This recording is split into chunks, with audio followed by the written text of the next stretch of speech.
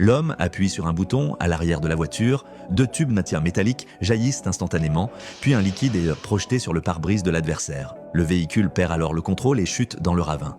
Mais le danger pour Bond est loin d'être écarté. Un autre tueur surgit à toute vitesse, lancé sur une moto. Bond s'en rend compte et accélère immédiatement pour fuir, mais un camion lui barre la route. Profitant de l'occasion, le tueur tire aussitôt un projectile explosif en direction de Bond.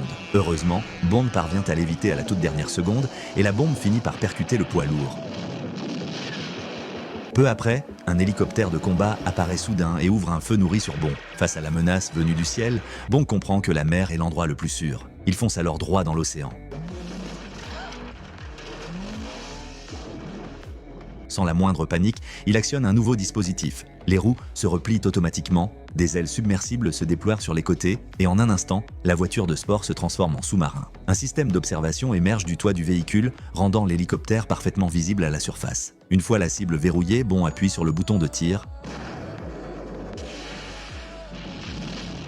Alors que les deux occupants admirent le magnifique paysage sous-marin, deux plongeurs s'approchent discrètement par l'arrière et lancent une torpille en direction de Bond.